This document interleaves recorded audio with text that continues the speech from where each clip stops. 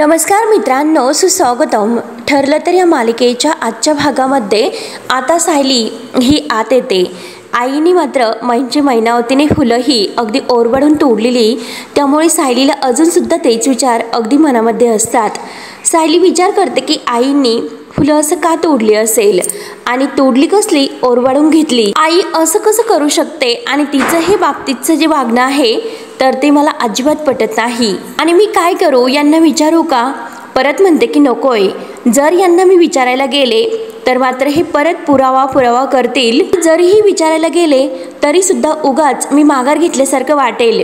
मग त्यापेक्षा नकोच विचारायला, असे आता सायली ठरवते. त्यानंतर मात्र चैतन्य अर्जुनशी एका केसबद्दल बोलत असतो आणि तेवढ्यात अर्जुन उठतो आणि कॉफी असं म्हणतो, कारण त्याला सायलीला कॉफी मागायची असते. मग तो म्हणतो की अरे मी कॉफी कशी मागू, आणि जर स्वतःहून मी कॉफी मागितली तर मात्र माघार घेतल्यासारखं होईल. मग मी माघार कशाला घेऊ, मी माघार नाही घेणार. मग मी कशी कॉफी मागू असा आता अर्जुन विचार करतो आणि म्हणतो. तर चैतन्य ऐकतो. चैतन्य म्हणतो की अरे तुला कॉफी हवी आहे ना. त्यावर अर्जुन त्याला विचारतो, अरे तुला कसं कळलं की मला कॉफी हवी आहे. तर आता चैतन्य म्हणतो की मला कळलं.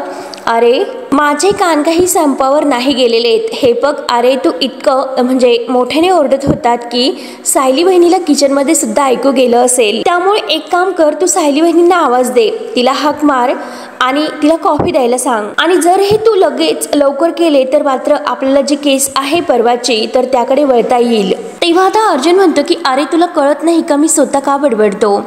तर आता चैतन्य विचारतो की अरे तू स्वतः का बडबड करतो, तिला का मागत नाही तू कॉफी. नक्की काहीतरी प्रॉब्लेम आहे तुमच्या दोघांमध्ये, नक्की काय झालेलं आहे. तर तेव्हा आता अर्जुन थोडंसं डोळ्याला पाणी आणत म्हणतो की माझं आणि सायलीचं जरा भांडण झालेलं आहे, अगदी लाजत.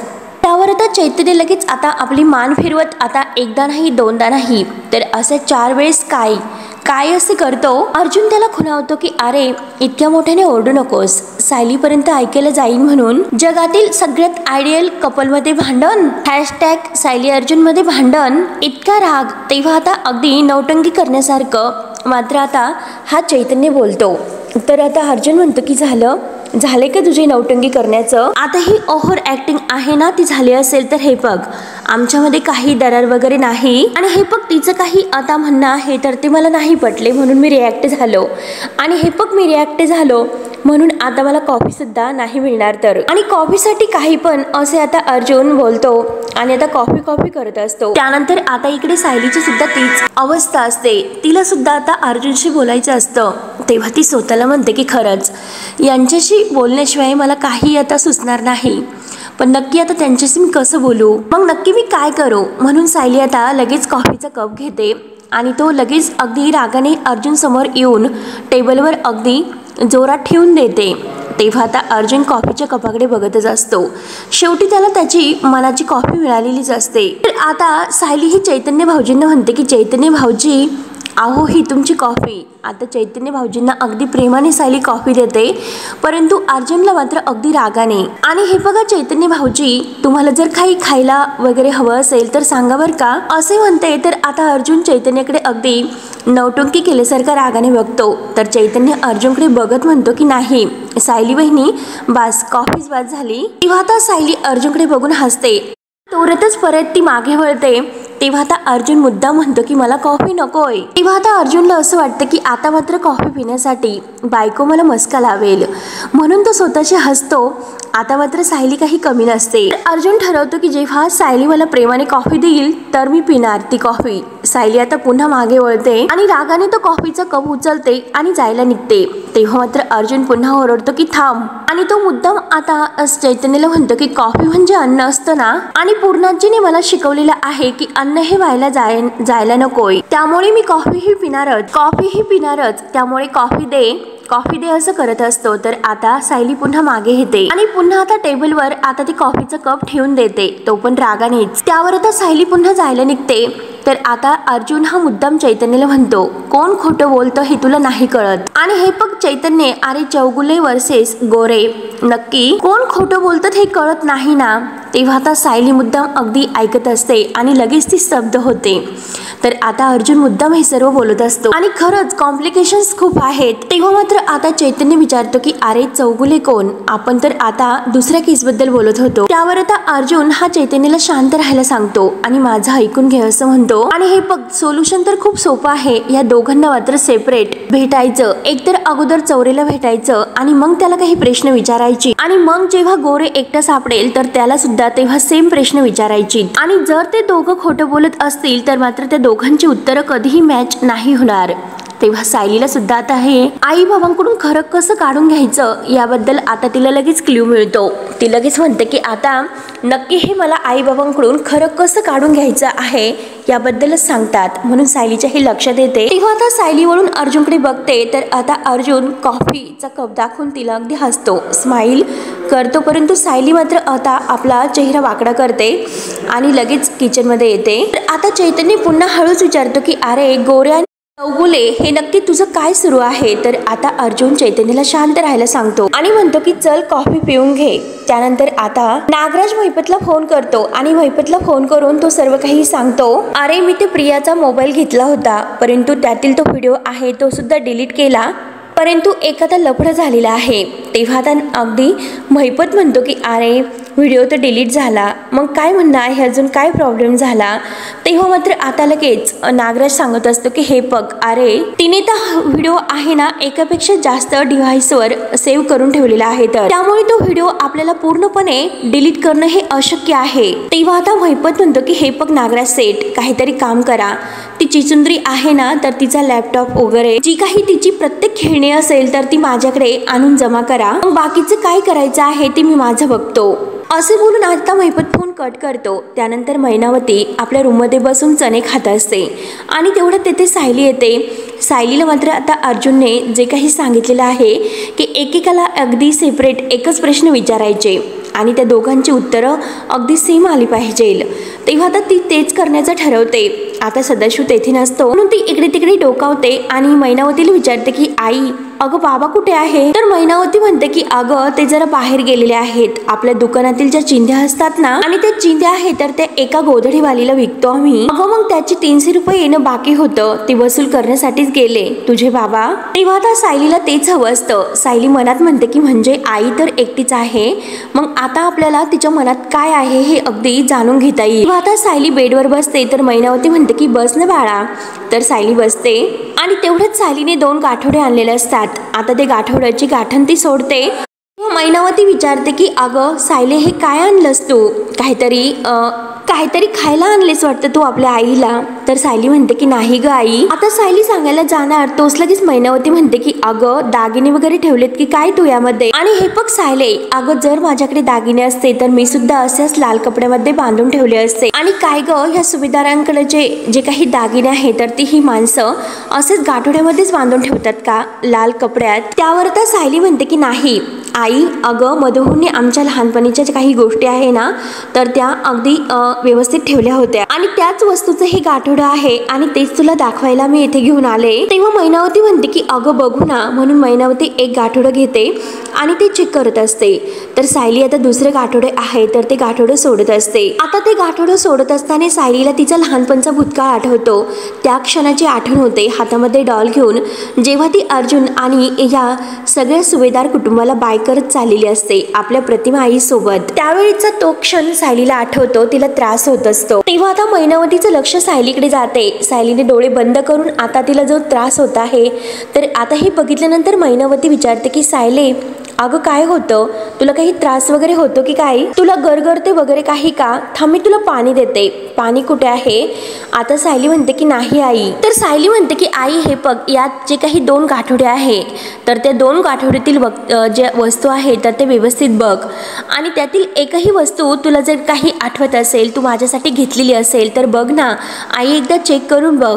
तेव्हा आता प्रिया मात्र दरवाजात आता उभी राहून हे सर्व ऐकत असते. तर आता मैनावती म्हणते की अगं पोरी हे बघ, हात उचलून मात्र तुमच्यासाठी काही घ्यावं इतके पैसे माझ्याकडे होते तरी कुठे, परंतु माया ही पोट भरत होती कारण ती फुकट असते. आणि सायली तू तर आमचं लाडकं सेंडीफळ होती, अगदी एवढीशी होती 5 वर्षाची, पण माहिती आहे का तू काय केलंस? अगं तू 5 वर्षाची असताना मात्र त्या अगदी वाण्याकडे गेली होती. तू खरंच खूप हुशार होती आणि अगदी तू ते 5 रुपयाचे चॉकलेट होतं ना तर ते 2 रुपयात घेऊन आली ते दुकानदाराकडून. मैनावती आता हसत असते. आता प्रियाला सुद्धा असं वाटतं की नक्की ह्या मैनावती काहीतरी घोळ करून ठेवेल. आणि आता सायली बारीक विचार करत असते आणि सायली विचारते की मी फक्त हे करताना 5 वर्षाची होते का? तेव्हा मैनावती परत हो म्हणते. तर सायली म्हणते की नाही ग आई, जरा मी मोठी असेल. तर मैनावती पुन्हा म्हणते की नाही ग पोरी, तू जेव्हा हरवली तेव्हा 5च वर्षाची होती. अगं तू हरवल्यानंतर मात्र आता तुझे जे काही अगदी वस्तू आठवणी होत्या तर त्या छातीशी कवटाळून मी 2-3 महिने सारखी रडत होते आणि तुमच्या सगळ्या पोरींचे फ्रॉक आहे तर ते बाबाच शिवायचे. तेव्हा मैनावती बरोबर हावभाव करत असते. तर सायली तो फ्रॉक उचलते, त्या फ्रॉककडे बघत सुद्धा नाही आणि मैनावतीच्या हातात देत म्हणते की हा तर फ्रॉक तुला ओळखीचा असेल आणि हा फ्रॉक बॉबींनी शिवला असेल ना. तेव्हा आता मैनावती तो फ्रॉक बघते आणि म्हणते की नाही पोरी, अगं हे असला फ्रॉक तुझ्या बाबांनी कधीही शिवलेला नाही. तर तेव्हा आता प्रिया लगेच आता विचार करते आणि खूप घाबरते की ही 2 गाठोडे होती आणि ही सायलीकडे आली कुठून, कारण यातील एक गाठोडं मी रस्त्यावर फेकून दिलं होतं आणि दुसरं गाठोडं आहे तर ते मी माझ्या फळात लॉक करून ठेवलं होतं आणि आज मात्र हे गाठोडे दोन्ही सायलीकडे आहे आणि त्याबद्दल ती चौकशी सुद्धा ह्या मैनावतीकडे करते. म्हणून तर हे अर्जुन आणि सायली पूर्णपणे माझ्या मागे लागलेले आहेत. नक्की काहीतरी ते शोधण्याचा प्रयत्न करतात. आणि तेवढ्यात प्रियाचा फोन वाजतो. आता मात्र मैनावती आणि सायली पाहतच असतात नक्की बाहेर मोबाईल कुणाचा वाजत असेल, म्हणून प्रिया आता लगेच तेथून बाजूला होते. तर सायली आणि मैनावती मात्र लगेच तिच्याजवळ येतात. तर आता प्रियाचं लक्ष नसते. सायली रागाने प्रियाला बघते आणि रागानेच विचारते की काय ग, तुझं इथे काय सुरू आहे? तू परत आमचं बोलणं चोरून ऐकत होती ना? तर प्रिया म्हणते की हे बघ अगं, मी तुमचं बोलणं काही चोरून वगैरे ऐकत नव्हते, काही पण म्हणू नको. जेव्हा मी इथून जात होते तेव्हा माझा फोन अचानक वाजला म्हणून. तेव्हा आता मैनावती म्हणते की नाही, ही नक्कीच चोरून ऐकत असेल. दुसऱ्याच्या गोष्टी नाक खुपसाची सवय आहे तुला, आतापर्यंत ते मला माहिती झालेले आहे. तेव्हा आता प्रिया मात्र मैनावतीवर धावून चुटकी वाजवत तिला बोलायला सुरुवात करते. तर आता सायली सुद्धा तिच्यासारखी चुटकी वाजवत तिला म्हणते की प्रिया, एक शब्द सुद्धा बोलायचं नाही, मी तुला सांगून ठेवते. आणि एकदा मी तुला सांगितलं होतं की येथे फिरकायचं सुद्धा नाही म्हणून. मी आणि माझी आई बोलत असताना तर तू मध्ये एकही शब्द बोलायचा नाही. तर आता सायली मैनावतीला म्हणते की आई हे बघ, तू जा आणि ती गाठोडी आवरून घे, मुलगी आपल्याला काहीही बोलून नाही देणार. तेव्हा आता सायली रागाने प्रियाकडे बघते.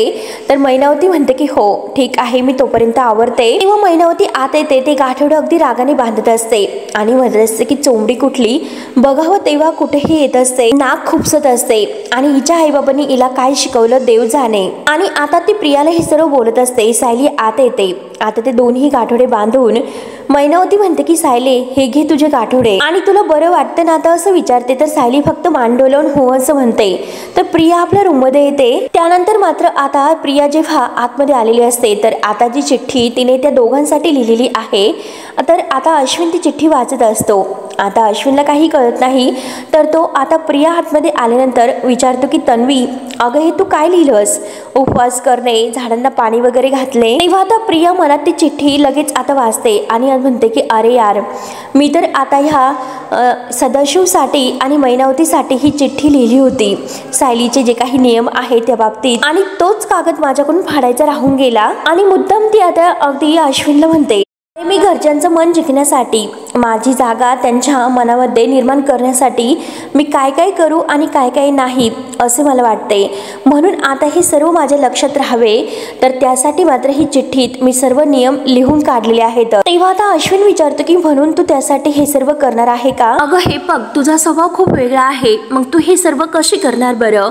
त्यावर आता लगेच प्रिया म्हणते की अरे हे बघ, सायली मात्र हे सर्व करून सगळ्यांना इम्प्रेस करते, म्हणून म्हटलं की बघूयात की तिच्यासारखं वागून सगळे सगळेजण आता माझ्याशी कसं वागतात, मी त्यांच्या अगदी पुढं पुढं करून गोड वागण्याचा प्रयत्न करेल, बघूयात की कोण कसे वागते असे मी ठरवले। त्यावर आता अश्विन स्पष्ट म्हणतो की हे बघ, मुळात तन्वी, तुला कुणालाही इम्प्रेस करण्याची काही गरज नाही तर, आणि सायलीसारखं वागून तर अजिबात नाही। मम्मा, डॅड, पूर्णाजी यांनी मात्र जो तू आहे तसं जर तुला स्वीकारलं तर ठीक आहे, आणि जरीही नाही स्वीकारले तर तू स्वतः बदलण्याची काही गरज नाही। तेव्हा मात्र आता प्रिया ही अगदी अश्विनकडे बघत हसते आणि ते चिठ्ठीचा अगदी लगेच आता चुरगाळून लगेच फेकून देते आणि लगेच आता अश्विनच्या गळ्यामध्ये हात घालत आता पुढे येते आणि म्हणते की अरे, तुला फक्त माझी किंमत आहे ना, आणि तेच माझ्यासाठी पुष्कळ आहे। हे बघ अश्विन, तुम्हाला खूप सुखात ठेवतो, मग तुला खुश ठेवण्यासाठी मी काय करू ते सांग बरं। म्हणून ती अश्विनच्या परत मिठी देते। तेव्हा अश्विन सुद्धा खुश होतो आणि तिला अगदी घट्ट मिठी मारतो। तर आता प्रियाच्या डोक्यात आणखीन काहीतरी प्लॅनही सुरू असतात। त्यानंतर आता अस्मिता ही सचिनची वाट बघत असते। सचिन अजूनपर्यंत दिलेल्या वेळेवर आलेला नसतो। आता अस्मिताच्या एऱ्याझाऱ्या सुरूच असतात। तर पूर्णाजी आणि कल्पना तेथे असतात। पूर्णाजी म्हणते की अगं, हे बघ अस्मिता, अगं किती वाट बघशील, किती एरेझारी मारशील। तेव्हा आता अस्मिता म्हणते की हे बघ पूर्णाजी, अगं सचिनची वाट बघून बघून अगदी कंटाळा आलेला आहे, तरी नशीब की त्याने मला सांगितले की आज येतोय म्हणून, नाहीतर सरप्राईजच्या नावाखाली तो काही सांगायला तयारच नव्हता। त्यावर तर प्रताप म्हणतो की अगं निदान त्याने त्याच्या फ्लाईटचं टायमिंग सुद्धा आपल्याला कळवायला हवं होतं, म्हणजे हे बघ आपण त्याला आणण्यासाठी एअरपोर्टवर गेलो असतो किंवा गाडी तरी पाठवली असती। तेव्हा आता अस्मिता म्हणते की तेच तर, तो कधी म्हणजे फ्लाईटने येणार होता, संध्याकाळी किंवा सकाळी, याने काही सांगितलेले नाही। तर पण तो मला एवढंच म्हणाले की तुम्ही तुमच्या कामातून वेळ काढून मला अगदी घ्यायला येऊ नका, आणि तेवढ्याच सायली दाराशी ते गाठोडे घेऊन येते आणि ते गाठोडे मात्र तेथे टेबलवर ठेवते एका झाडाच्या कुंडी मागे। तर आता कल्पना ही अस्मिताला म्हणत असते की अस्मिता, अगं असून दे, अगं सचिन आमच्यासाठी इकडे आपल्यासाठी म्हणजे तुझ्यासाठी भारतात येतो, हेच तर आपल्यासाठी खूप खूप काही आहे। आता चैतन्य आणि अर्जुन सचिन येतो हे ऐकल्यानंतर अर्जुन म्हणतो की काय, सचिन येतोय म्हणून आता अर्जुनला खूप आनंद होतो। चैतन्य म्हणतो की आई शपथ, किती वर्षातून आपण त्याला भेटणार आहोत तर, आणि तेवढ्याच सायली सुद्धा तेथे उभी असते। तर आता पूर्णाजी विचारते की सायली, अगं तू सुद्धा अजूनपर्यंत सचिनला नाही भेटली ना। त्यावर तर सायली फक्त मान नाही असं डोलावते, आणि तेवढ्यात आता सचिन मात्र आपल्या बॅग वगैरे घेऊन मोठ्या स्टाईलमध्ये, अगदी दबंग स्टाईलमध्ये तेथे आता दरवाजात हजर होतो। आता एक वेळ अस्मिताला अगदी हे वेगळं स्वप्न वाटत असतं, तिला दृश्य आता व्यवस्थित दिसत नाही, परंतु जेव्हा आता हुबेहूब सचिन आता आलेलाच असतो, आता तो सचिनच आलेला आहे हे मात्र अस्मिता जेव्हा आता बघते, तिच्या मनाची खात्री पडते, तेव्हा तिला इतका आनंद होतो, ती जोरात सचिन असं ओरडते। सचिन मात्र मोठ्या स्टाईलमध्ये आता सगळ्यांकडे पाहत असतो। तर कल्पना म्हणते की अगं अस्मिता, तू अजूनपर्यंत का अगदी सचिन सचिन म्हणून ओरडते, तुला भास होत असतील सचिनचे, कारण तू केव्हाची वाट बघत आहे, सचिन येईल, अजूनपर्यंत तू नाही आलेला। तर अस्मिता खुशून म्हणते की मम्मा, अगं बघ ना तू, सचिन आला सुद्धा। आता कल्पना, प्रताप हे सगळेजण उठतात आणि दारात डोकावून बघतात, तर काय सचिन समोर असतो। आता पूर्णाजी सुद्धा सचिनला बघून खूप खुश होऊन आता त्याच्याकडे बघून हसते, आणि कल्पनाला सुद्धा खूप असा आनंद होतो। तेव्हा मात्र आता सगळेजण सचिनला बघून अगदी खुश होतात। तर लगेच आता चैतन्य म्हणतो की साक्षात सचिन। आता अर्जुन सुद्धा म्हणतो की अरे सचिन, तुझं इंडियामध्ये स्वागत आहे। तर तेव्हा लगेच सचिन खुश होत थँक्यू असं म्हणतो। त्यानंतर आता सचिन पूर्णाजीच्या पाया पडतो। तर आता पूर्णाजी खूप छान असा आशीर्वाद देते की सुखी राहा, आणि काय रे कसं आहे बाबा। तेव्हा आता सचिन म्हणतो की आजी, अगोदर तुम्ही सांगा तुम्ही कशा आहात। तेव्हा मात्र आता लगेच आजी म्हणते की मी तर मजेत आहे। सचिन मुद्दाम आता अस्मिता जवळ येत नाही, तो अगोदर सगळ्यांना भेटतो। अस्मिताला खूप राग येतो, कारण सचिनने सगळ्यांना अगदी आत्तापर्यंत विचारलं, परंतु मला तर काही अजूनपर्यंत त्याने ढोकून सुद्धा बघितलेलं नाही। तेव्हा आता सचिन डायरेक्ट कल्पना आणि प्रतापच्या पाया पडतो। तर आता खुश होत कल्पना आणि प्रताप सुखी राहा असा आशीर्वाद देतात। तेव्हा आता अर्जुन आता सचिनच्या हातामध्ये हात देत हाय असं म्हणतो, आणि लगेच दोघंही आता एकमेकांना मिठी मारतात। आता अर्जुन खुश होत जिजाजी असं सचिनला म्हणतो, आणि चैतन्यला सुद्धा तो मिठी मारत भेटतो। तेव्हा आता सगळेजण खूप खुश होतात। अस्मिता मात्र आता तोंड फुगून बसलेली असते। तर पूर्णाजी म्हणते की सचिन, अरे तू सायलीला नाही भेटला ना। आणि सचिन लगेच सायली समोर येतो आणि हसतच म्हणतो की मी सायली वहिनींना भेटलो नाही म्हणून काय झालं, मी मात्र US ला बसून, ते पण माझ्या घरामध्ये, सायलीच्या बहिणींच्या हातचे बेसनाचे लाडू खाल्लेले आहेत, आणि त्याची टेस्ट मात्र मी कधीही विसरू शकणार नाही, खरंच थँक्यू सो मच.